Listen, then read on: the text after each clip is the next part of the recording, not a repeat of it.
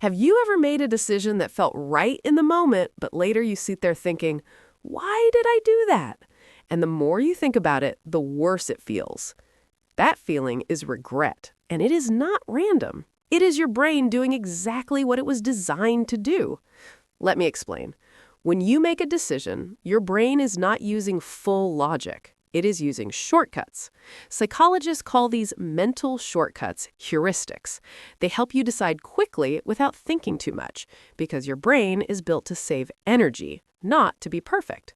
So, in the moment, you choose what feels easiest, safest, or most rewarding.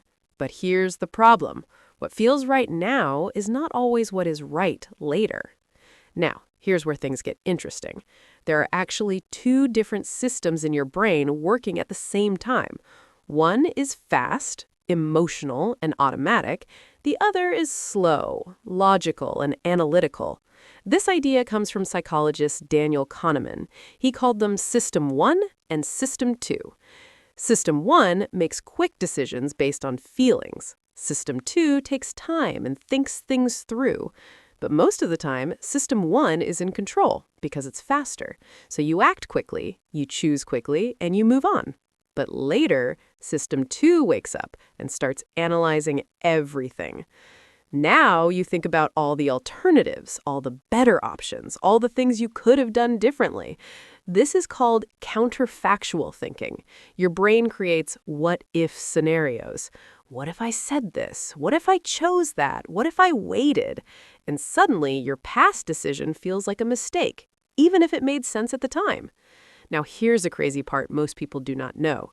Your brain is biased toward regret.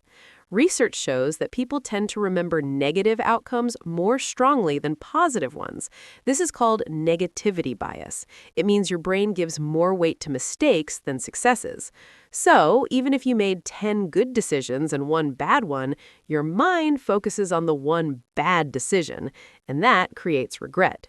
Now, add another layer. You also judge your past self using your current knowledge, which is completely unfair because at the time, you didn't know what you know now.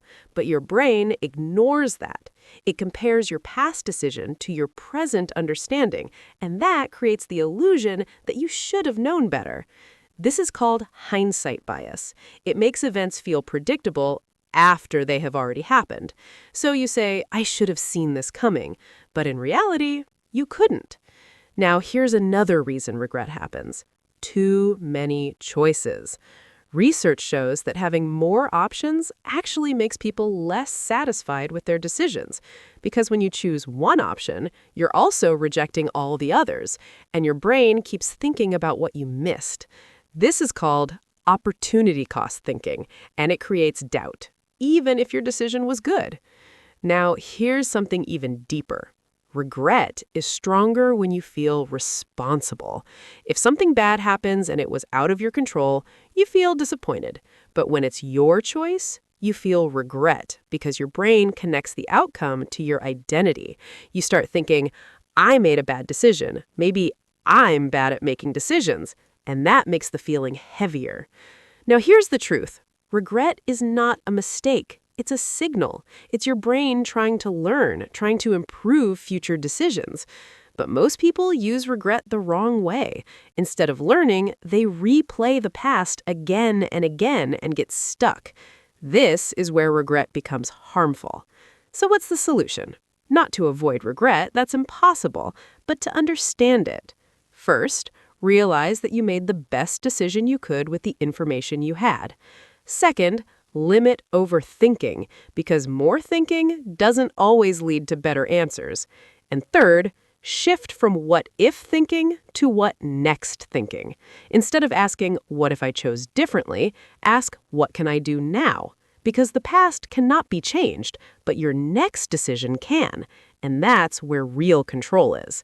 Because in the end, regret is not proof that you failed. It's proof that you're thinking, growing, and becoming more aware.